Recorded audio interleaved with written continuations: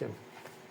Good day, everyone. We are Group 3 from Global Reciprocal College, and before we begin our presentation, allow us to introduce the members of our group. I am Sarah Jean Abanshu, together with my group mates, Mark M. Moralidad, Joseph P. Savino, Teresa P. Moralidad, and Michael B. Cabreros. We would also like to acknowledge and extend our gratitude to our respected panel members, Dr. Jomar Idhan, panelist 1, Dr. Rachel M. Orhel, panelist 2, then Dr. Walmasi Tolentino, panelist 3. Thank you for your taking the time to be with us today as we present the results of our study entitled School Facilities and Their Impact on the Learning Performance of Students in Nangka Elementary School, Basis for a School Facility Improvement Plan. Study focuses on understanding how the physical condition and functionality of school facilities influence the learning performance of students. As future educators, we recognize that a clean, safe, and well-equipped learning environment plays a vital role in shaping students' motivation and academic success. Through this research, we aim to assess the current state of the school's key facilities and determine how these contribute to or affect a student's overall learning experience. The results of our study also serve as a foundation for creating an improvement plan that can help enhance the quality of education of Nangka Elementary School. In our presentation, we will be discussing the following: the level of functionality and physical condition of the key school facilities, to the perceived impact of these facilities on students' learning performance, and the relationship between the two variables. Once again, we are Group 3, and it's our pleasure to share with you the findings and insight from our research. Of quality education is a cornerstone of a national development, and the Philippines, like many nations, strives to provide a conducive learning environment for its citizens. This endeavor requires a multifaceted approach, encompassing not just effective teaching and strong curriculum, but also the crucial element of adequate and well-maintained school facilities. The quality of schools' infrastructure, sanitation, and learning resources directly impacts the learning environment, influencing student engagement, health, and ultimately academic performance. While the Department of Education has made significant strides in promoting educational equity and improving school facilities, the reality on the ground often falls short of the idea. Theoretical framework. The school facilities on the academic performance of learners. Maslow's hierarchy needs, as cited by Anderson 2022, found a strong correlation between learners' perceptions of safety and belonging within their school environment, as described in Maslow's hierarchy of needs and their levels of academic engagement. The importance of creating a welcoming and supportive school environment where learners feel safe and a sense of belonging. We have the conceptual framework. We have input between school facilities and academic performance. In school facilities, we have classroom, infrastructure, learning resources, overall conditions, and maintenance. While in academic performance, we have grades in subject, scores, attendance rates, class participant, and student motivation. On the process, we have dissemination of forms or survey questionnaires. We have gathering data, analyzing data, interpreting the data, testing, and significant of the differences. While the output is school facility improvement plan. Statement of the problem. This study seeks to determine the relationship between the functionality and physical condition of key school facilities and their perceived impact on the learning performance of students at Nanka Elementary School. The study further aims to use the findings as the basis for proposing a comprehensive school facility improvement plan. Statement of the problem. Number 1. What is the level of functionality and physical condition of key school facilities at Nanka Elementary School? Number 2. What is the level of perceived impact of the key school facilities condition and functionality to the learning performance of students? Number 3. Is there a significant relationship between the level of functionality and physical condition of key school facilities and its level of perceived impact to the learning performance of students? And the last one is, what school facility improvement plans may be proposed based on the findings of the study?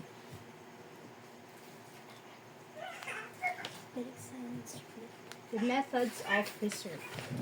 Methods of research. This chapter presents the methods that may be employed by the researchers to gather the required of data for the study, as well as the methods and approaches used to provide an appropriate interpretation and gather data. It includes research design, population and sample of the study, research instrument, validation of the research instrument, data gathering, procedures, and statistical treatment. Instrument and validation. So, this research may utilize a combination of instrument to gather data in school facilities and academic performance at Nangka Elementary School. A school facility assessment checklist may use to assess the condition of school facilities at both Nangka Elementary School and a control school with improved facilities. This checklist may focus on the classroom, infrastructure, sanitation facilities, and learning resources, with each section assessing factors like lighting, ventilation, seating arrangements, technology availability, cleanliness, accessibility, and resource availability and condition. And then the respondent of the study. So the population of the study may include all students grade 4 to 6 at this school. So from grade 4, they have 3 sections, and grade 5, 3 sections, and grade 6, 2 sections. Both male and female, we have total 198, 198 population. So instrument, this research may utilize a combination of instrument to gather data on school facilities and academic performance at Nangka Elementary School. Data gathering procedures, the researchers may carefully obtain permission to conduct the study at Nangka Elementary School. First, the researcher may write to the Division Superintendent Division of Negros Occidental, requesting approval to distribute survey questionnaires upon receiving approval from the division superintendent. The researcher will then seek permission from the school principal to distribute the questionnaires within the school with permission granted. The researcher may conduct a pilot study. This pilot study may involve distributing questionnaires to the grade 4 pupils to test the survey instrument. Completed questionnaires may be submitted to the researchers, and the data may be categorized and tallied after the pilot study. Following the pilot study, the researchers may conduct the main study with the grade 5 to grade 6 pupils. So, the statistical treatment of data, the data gathered through the school facility assessment checklist and the learner survey may be analyzed using various statistical methods to identify potential relationship between school facilities and academic performance. First and second research questions may address using a 4-point Likert scale and a weighted mean. The weighted mean considered a more accurate presentation of the central tendency then a simple average may be used to analyze the data collected from both the checklist and survey. So this presentation of data in chapter 4, this chapter presents the analysis and interpretation of data gathered from students of Nangka Elementary School to determine the functionality and physical condition of ski school facilities and their perceived impact on learning performance. The study used a stratified random sampling procedure and Cochrane formula in selecting respondents. Number one, level of functionality and physical condition of the ski school facilities results that all overall mean is 3.30 with standardized deviation of 0.52, which interpreted as excellent. The highest rated indicators were clean and orderly classrooms with a mean of 3.60, well ventilated and well lit classrooms with a mean of 3.58, and availability of clean drinking water with a mean of 3.46. And the lowest rated indicators were restrooms with a mean of 3.24 with an interpretation of good. School library accessibility with a mean of 2.54, which is good. This implies that the most school facilities are excellent condition, providing a conducive learning environment, and the findings are supported by the previous studies by Galadi and Nano 2023 and Salazar 2024 and also Navarro 2022, which emphasize that the well-maintained facilities enhance student motivation and academic performance. In Table 2, presented the level of perceived impact of school facilities on learning performance with the overall mean is 3.32 with standard deviation of 0.51 interpreted as high impact. The highest rated indicators were well-maintained classrooms, enhanced focus with a mean of 3.61.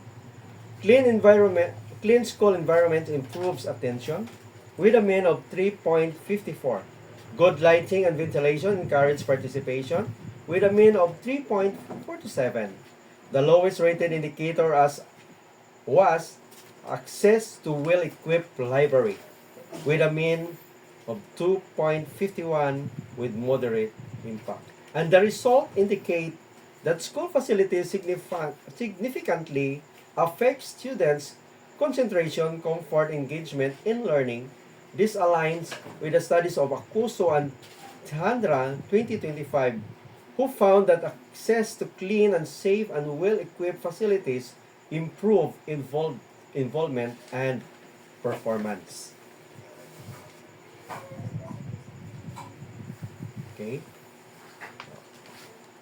So, in Table 3, the relationship between the facility and the perceived impact on learning, the Spearman-Rue correlation yielded an R value of 0.088 with a P value of 0.409, showing is negligible correlation and no significant relationship between the two variables.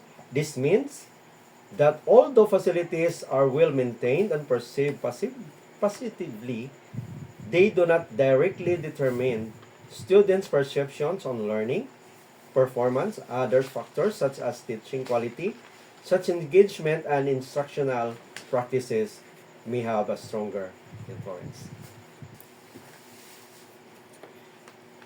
Finding of the study.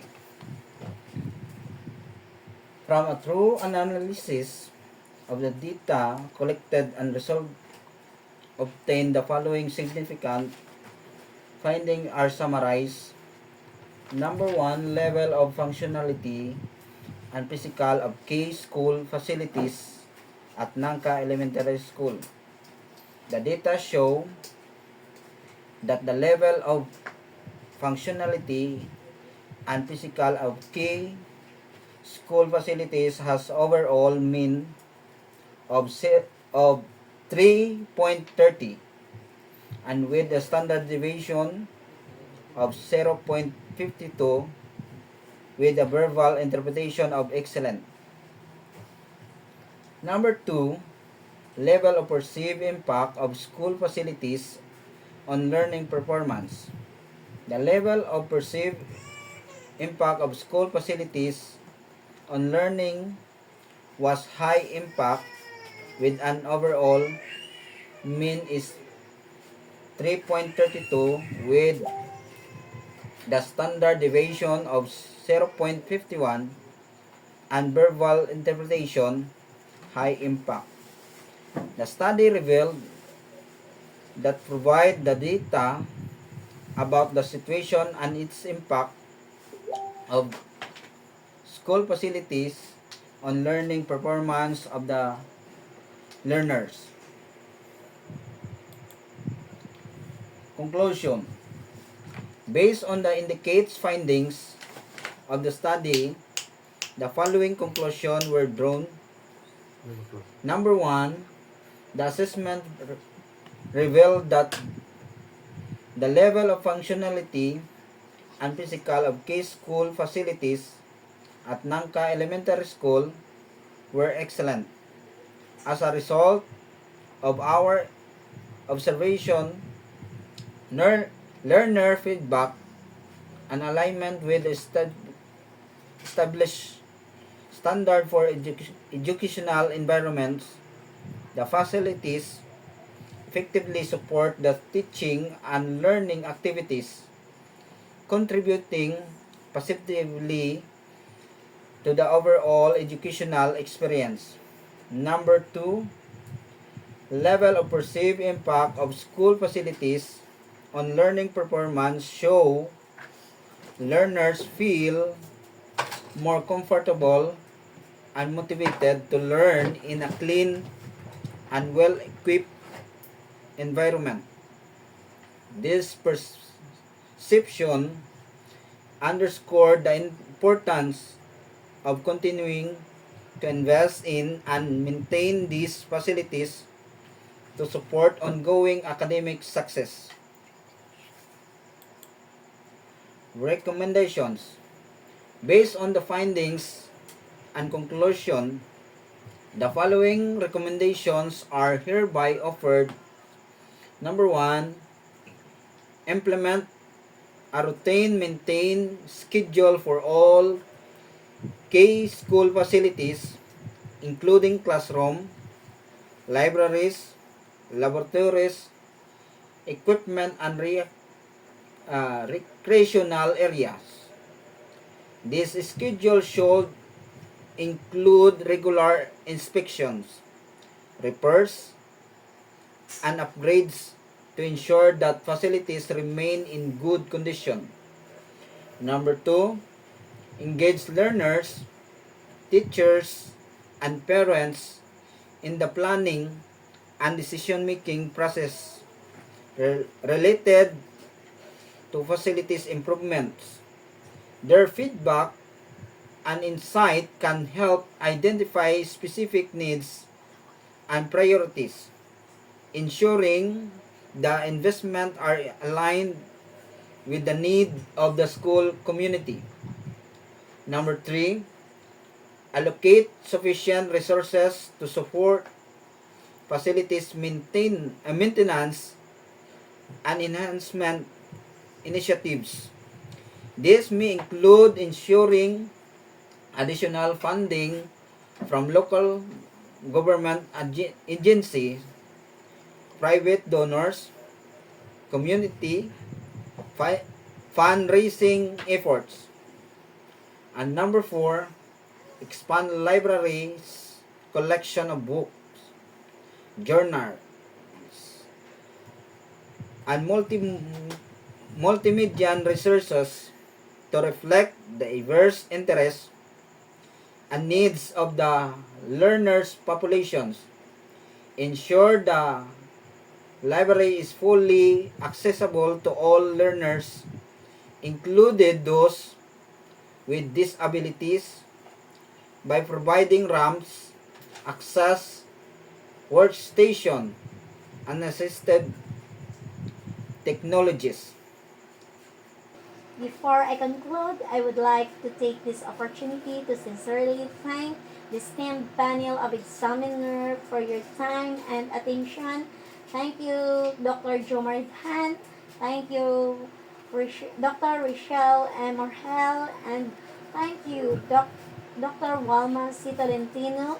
We would like to extend our sincere thanks our Professor Dr. Eliza Calixto Sorianosos for your profound understanding, genuine care, and unwavering patience, which have guided and inspired us in our journey to become successful researchers. Thank you so much, everyone. God bless us all. To God be the glory.